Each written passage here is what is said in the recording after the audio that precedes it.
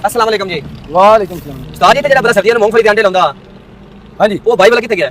खैर है ओ यार उनके मैं थोड़े जे पैसे देने हैं। तो माइया ना कर यार। हां माइया मैं सर्दियों में मूंगफली अंडे लाऊंगा अच्छा। तो गर्मियों में शरबत लाऊंगा सर्दियों में गरम तो गर्मियों से करने ठंडे यार मैं थोड़े पैसे देने यार। हद दे और मैं तो कही वेंदा थोड़े काम स्लो मैं बड़ा सफर करके आया यार, तेरे शायद याद ना हो। मेहरबानी ये बंदे भी तो हैं यार। यार मैं बड़ा सफर करके आया।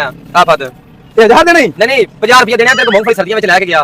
50 रुपए आप 50 रुपए तेरे देने तेरे याद नहीं है ते मेरे बड़े याद ने। ओ यार 50 ना की करना है यार तू काट मैं खराब दे पेश भी होना मैं देने मेरे बड़े याद ने।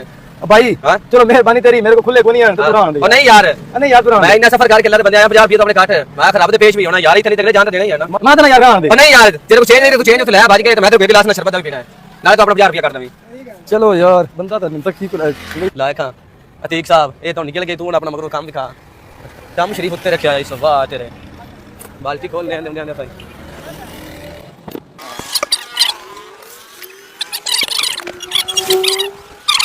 लायक नार दा पानी भी को जाए शरबत दा भी को जाए नु पता लगना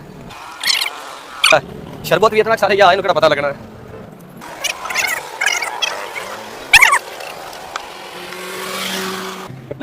साडा तो 50 ਵਿੱਚ ਸਾਰ ਗਿਆ ਅੱਲਾ ਕੀਤਾ ਇਹਦਾ।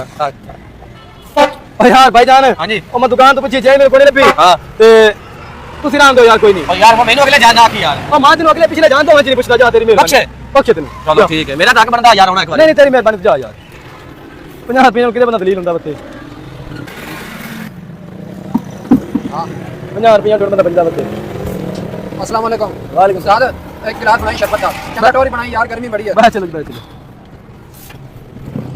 ठंडा चंगा करी बोतल ठंडा करी। अच्छा जी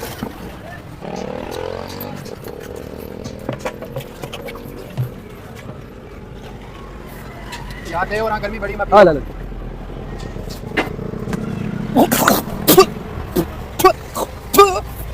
ओ की हो गया ए के छा यार ओ शरबत देखी हुई ए शरबत की दे यार ये तो नहर का पानी है। ओ ए किया था ओ यार नहर का पानी है तू लोकां ने नहर का पानी पिवाई जाना। ओ भाई चेक तो कर ओ शरबत मैं अपने हाथ से बनाया यार तू चेक कर उन्हें पता लग जाता। ओ यार मैं शरबत यार की हो गया ओ यार नहर का पानी तू चेक कर ओ यार मैंने चेक किया था मैं अपने हाथ से नहीं नहर का पानी है यार चेक तो कर कमाल है यार ਹੁਣ ਪਤਾ ਲੱਗਾ ਨਹਿਰ ਦਾ ਪਾਣੀ ਹੈ ਕਿ ਸ਼ਰਬਤ ਹੈ। ਓਏ ਆ ਕੱਢ ਗਏ ਇੱਥੇ ਰੜੀ ਇਮਾਨਦਾਰ ਆਇਆ ਯਾਰ ਕੌਣ ਓਏ ਇੱਥੇ ਕਹਾ ਕਿ ਮੈਂ ਤੇਰੇ ਸਰਦੀਆਂ ਦੇ ਪੈਸੇ ਮੰਗ ਪਈ ਦੇ ਅੱਛਾ ਉਹ ਮੈਨੂੰ ਇੰਨੇ ਚੇਂਜ ਲੈਣ ਦਿੱਤੇ 1000 ਦੇ ਮੈਂ ਚੇਂਜ ਲੈਣ ਗਿਆ ਉਹ ਪਿੱਛੋਂ ਅਦਲੀ ਬਦਲੀ ਕਰਕੇ ਬਾਕੀ ਉਹ ਕੱਢ ਗਿਆ ਮੇਰੀ